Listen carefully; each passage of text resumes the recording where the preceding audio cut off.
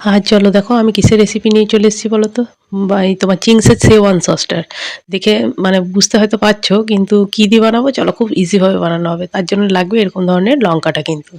ঠিক আছে, কটা জিনিস লাগলেই কিন্তু হয়ে যাবে, আর একবারে টেস্টটা দেখবে না ওই রকমই হয়। আমি রান্নাতে মানে পিৎজা টিজা সবই দেখবে মানে আমি ইউজ করি, দেখবে আমি তোমাদেরকে একবার বলেও ছিলাম দেখবে ভিডিওতে, যে তোমাদের সঙ্গে আমি এটা শেয়ার করবো। আর খুব ইজিভাবে হয়, আর বাজারে দেখবে অনেক কস্টলি পড়ে এই জিনিসটার, এই সসটা, ঠিক না? টেস্টটা দেখবে খুব সুন্দরও। কিন্তু কি মানে যদি বাড়িতে ধরো সহজভাবে হয়ে যায় তাহলে তো ধরো অতটা ইয়ে হয় না, তাই না? আর এই লঙ্কাটার খুব যে দাম তা তো নয়। চলো এবার দেখো কিভাবে বানাচ্ছি। এই যে দেখো প্রথমে এরকম লঙ্কাগুলোকে কেটে নেবে, এরকম ধরনের করে পিস পিস, একটু বড় বড় পিস পিস করে কেটে নেবে, ঠিক আছে? লঙ্কাটা তবে কিন্তু একটু ভালো মানের যেন হয়, দেখে নিও একটুকু, যে পচা টচা বা গলা নরম যেন না থাকে। কারণ এটা রিজার্ভ করে তোমার ফ্রিজে রাখা যাবে 1 বছর। মানে আমি একবার করি যখন, অনেকটাই করি, মানে যখনই সময় পাই। আমি তোমাদেরকে এখন কম করে দেখাবো, কিন্তু আমি অনেকটা করে করে করে রাখি, কারণ দেখবে ভালো করে লক্ষ্য করে আমার অনেক কিছু রান্নাতে আমি এটাই ইউজ করি।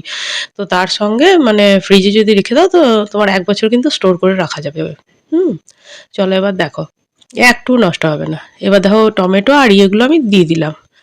এই যে টমেটো আর আগে ওই লঙ্কাগুলো করেছি, এবার আমি সবগুলোকে এক জায়গাতেই নিয়ে ধুয়ে নিচ্ছি ভালো করে আগে। এইগুলো কিন্তু আবার একসঙ্গে করে নিয়েছি, হ্যাঁ, একটা বড় বাটিতে। এবার ধুয়ে নেবো এই যে লঙ্কাটাকে আর তোমার টমেটোটাকে। টমেটো কিন্তু খুব বেশি দেবে না, যা লঙ্কা দেবে তার থেকে কিন্তু একটু কম টমেটো দেবে। হাফ হাফ করার কিন্তু প্রয়োজন নেই। এবার দেখো এরকম করে ভালো করে ধুয়ে নিচ্ছি, দেখে নাও। এবার কড়াইটাতে একটু জল দিয়ে দিচ্ছি, মানে একটু ভাপিয়ে নিতে হবে, সেদ্ধ কিন্তু না। যখনই ফুটে আসবে সেই অবস্থায় কিন্তু তুলে নিতে হবে, ভালো করে খেয়াল করবে সেই জিনিসটা। আর এই যে মানে ভাপানোর যে জলটা আছে না, সেটাও ফেলা যায় না। তোমরা যদি মোমো টোমো বানাও, তো ধরো যদি আজ মানে অন্য সময় হলে হবে না, কিন্তু যদি ধরো তোমরা সঙ্গে সঙ্গে মোমো টোমো খাবে ভাবছো, তাহলে এই এই জলটা দিয়ে স্যুপ বানিয়ে নিতে পারো, খুব টেস্ট হয়। হ্যাঁ, যদি মনে হয় তো। তার মধ্যে একটু রসুন টসুন দিয়ে দিলে দারুণ লাগে। এবার দেখো এটা ভাপতে দিয়ে এবার আমি কী কী নিচ্ছি দেখো। প্রথমে ধনেপাতাটাকে কুচি করে নিচ্ছি। যা যা লাগবে দেখো খুব সুন্দরভাবে মানে আমি করবো। আর এই শীতকালে আমি এটা বানাই, কারণ শীতকাল ছাড়া এই জিনিসগুলো পাবে না। মানে এই যে ধনেপাতাটা এত সুন্দর সেন্ট, বা পেঁয়াজ মানে পেঁয়াজ শাক, ঠিক আছে, ওগুলো সব পাবে না তো। তো ওইগুলো ছাড়া না মানে ওটা কিন্তু হবে না। তোমরা ভালো করে লক্ষ্য করবে, দেখো মশলাটার মানে ওই সসটার মধ্যে কিন্তু এগুলো দেওয়া থাকে। ঠিক আছে? আমি করে মানে ট্রাই করে এটা ফাইনালি যখন হয়েছে তখনই আমি তোমাদের সঙ্গে মানে শেয়ার করছি। এখন মানে কি প্রায়ই করি, ঠিক আছে? তাই সবাই বলে, মানে বললামই তো বাজারেরটা তুমি ভুলে যাবে। তুমি একবার দেখো তোমরা করে। আর এই যে দেখো রসুনটা তবে কিন্তু একটু বেশি লাগবে। রসুনটাকে এবার থেঁতো করে নিতে হবে, আর পেঁয়াজ শাকটাকেও কেটে রাখলাম, দেখলে নিশ্চয়ই। এই যে রসুনটা থেঁতো করে নিয়েছি। এবার দেখো এই যে ফুটে উঠেছে, এই অবস্থায় কিন্তু তুলে নিতে হবে।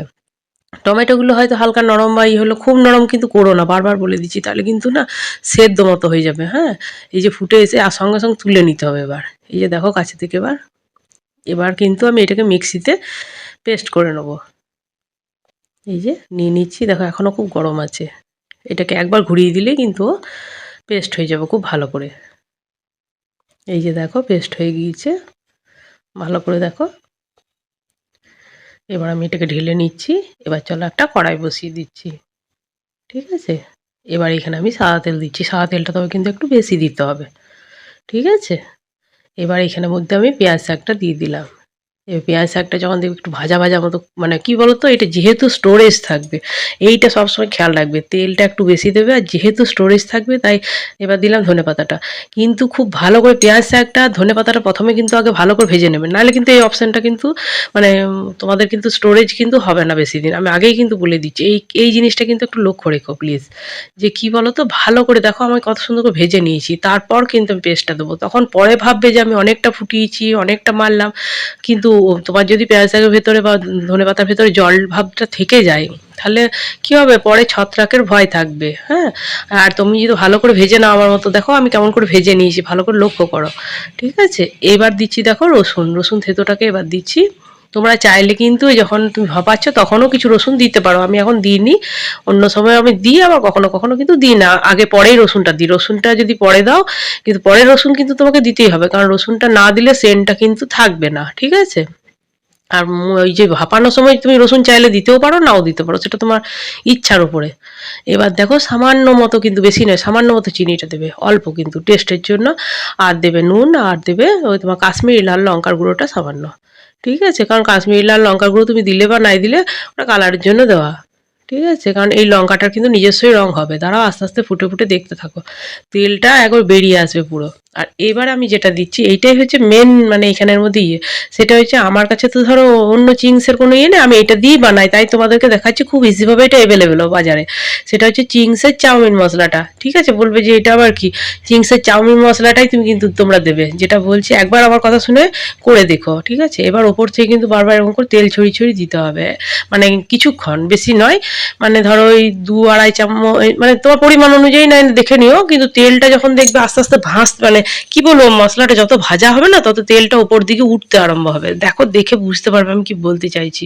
তখন জানবে যে তোমার মশলাটা মানে সসটা না বেশ ভাজা ভাজা মতো হয়ে আসছে। এই যে দেখো তেলটা আস্তে আস্তে আস্তে আস্তে কিন্তু উপরে কিন্তু উঠতে আরম্ভ হয়েছে। এই যে এখন এরকম হয়েছে, এবার আঁচটা যখন আমি একটু বাড়িয়ে দেবো তখন দেখো তেলটা কিন্তু আরো উঠে আসবে।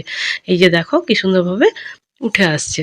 তখন জানবি যে সসটা ইয়ে হয়েছে, তারপর ভিনিগারটা দেবে ভালো করে কিন্তু লক্ষ্য করে, মানে খুব ভালো করে কিন্তু কষিয়ে এরকম তেল ছাড়বে যখন তখন কিন্তু দেবে। ঠিক আছে?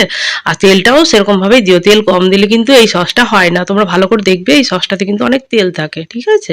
তারপর ভিনিগারটা আমি দেবো। আর দেখো আমার চ্যানেলটা কেমন লাগছে অবশ্যই কমেন্ট বক্সে জানাবে। যদি ভালো লাগে তো তোমরা দেখো এরকম নিত্য নতুন ভিডিও আমি তোমাদের সঙ্গে শেয়ার করি।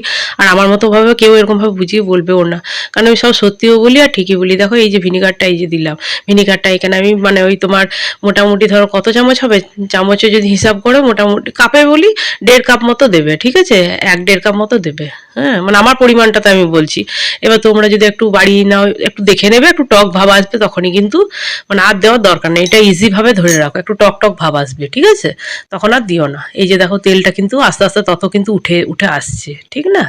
যখনই ভিনিগারটা দেবে তেলটা দেবো আরো উঠে আসবে। তখন যেন এরকম ধরনের যখন হয়ে যাবে তখন জানবে যে তোমার জিনিসটা রেডি হয়ে গিয়েছে। আর কেমন লাগছে অবশ্যই কমেন্ট বক্সে জানিয়ে। যদি ভালো লাগে তো প্লিজ লাইক সাবস্ক্রাইব শেয়ার করো পাশে থেকে। আমার তো ছোট চ্যানেল, সবাই একটু সাপোর্ট করো, তাহলে তো আনন্দ পাই তাই না? তাহলে করতেও ইচ্ছা হয়। আর আমার মেয়ে বলে এইটা দিয়ে আরো অনেক রেসিপি হয়, দেখবে আমি শেয়ার করব। অনেক কিছুই হয়। ঠিক আছে? কেমন লাগলো? বাড়িতে যদি এত সহজে এভেলেবেল হয় তাহলে কেমন লাগে বলো? ফালতু অত খরচ লাগেও না, কিছুই না। আর জিনিসটাও খুব বিশুদ্ধ, তাই না?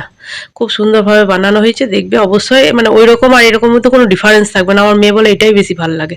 তোমাদের কেমন লাগলো? তোমরা এরকমভাবে বাড়িতে ট্রাই করো। ট্রাই করে আমাকে জানাবে যে সত্যি কি ওরকম ভালো লাগলো। কিন্তু সত্যিই খুব সুন্দর হয়, বিশ্বাস করো। একবার বাড়িতে অবশ্যই হলে ট্রাই করো।